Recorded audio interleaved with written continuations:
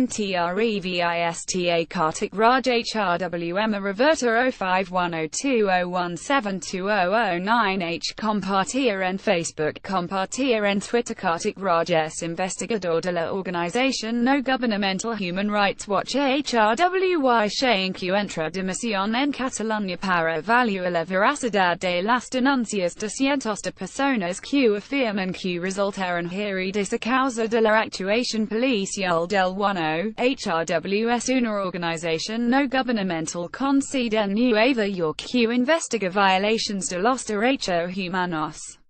Aunque todavía no puede hablar de casos concretos, se avanza que está en contacto con personas que afirman que fueron agredidas en Barcelona, Girona y algunos pueblos, cuál es el objetivo de su misión por el 1 determina si se han producido violaciones de los derechos humanos de los ciudadanos de a pie y hacerlo siguiendo la metodología de Human Rights Watch, una organización que no valora cuestiones políticas.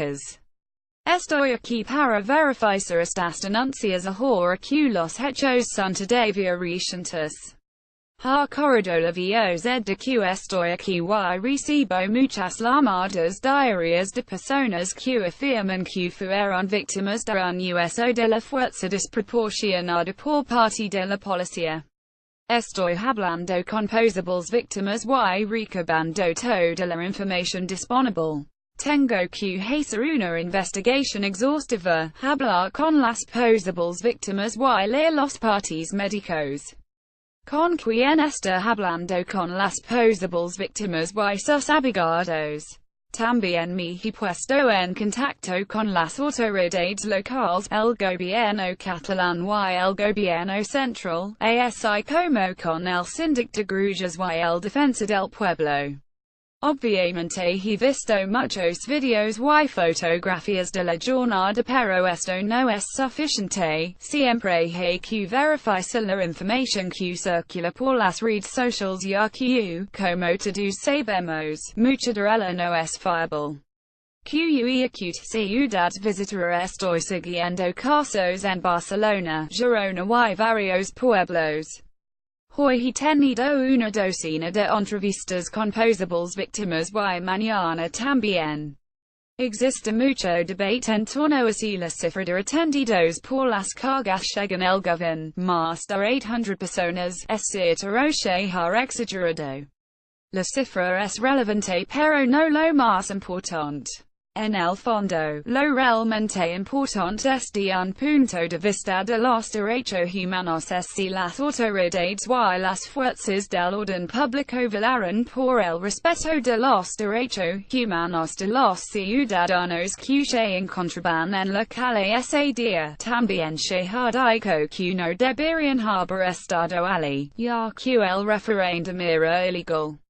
Un referéndum ilegal no justificaría la violación de los derechos humanos.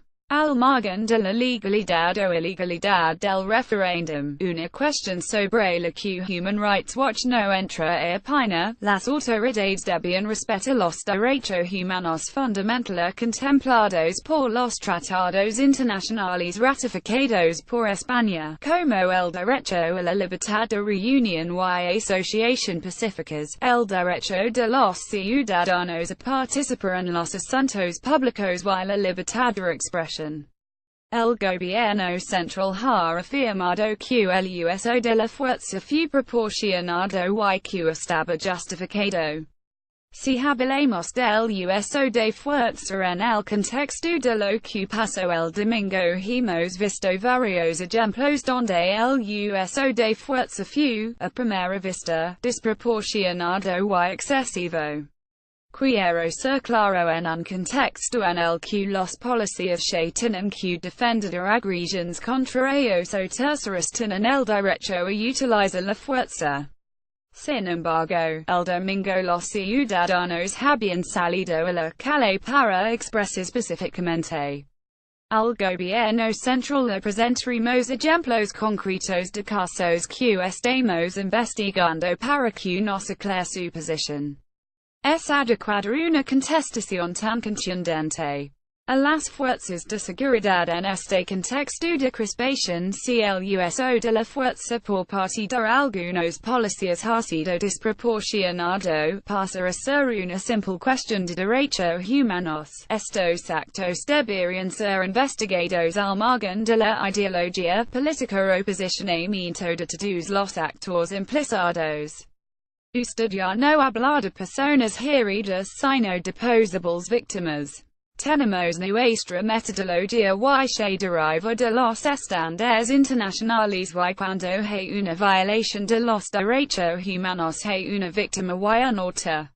Si se demuestra que algunas personas fueron víctimas de un uso de la fuerza desproporcionada, ¿cuál es el siguiente paso en el campo de los derechos humanos? La reparación es un proceso complejo y en el que entran en juego, según el caso, muchos elementos distintos, como la indemnización, el esclarecimiento de los hechos, la garantía de no repetición, la posibilidad de llevar a los responsables ante la justicia o imponer las medidas disciplinarias, así como la posibilidad de impulsar acciones de reconciliación y pedir perdón.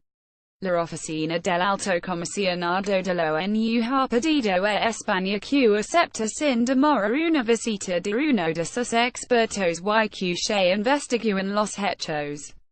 Un experto de la ONU puede ser parte de la solución, pero España y Cataluña tienen sus propios mecanismos, como el síndic de Greuges en Cataluña o el defensa del pueblo.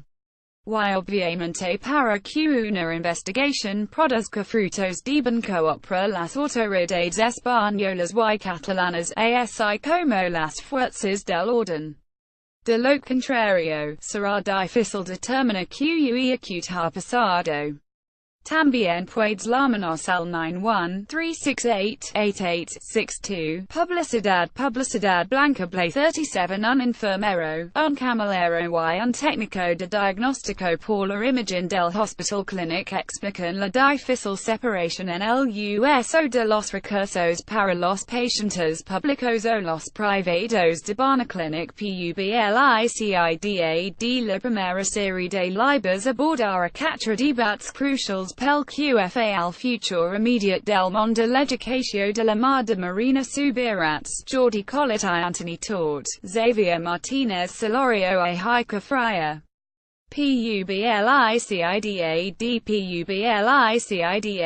tuesta at Catalunya plural Publicidad le documentado hasde mesinas de la Fundación.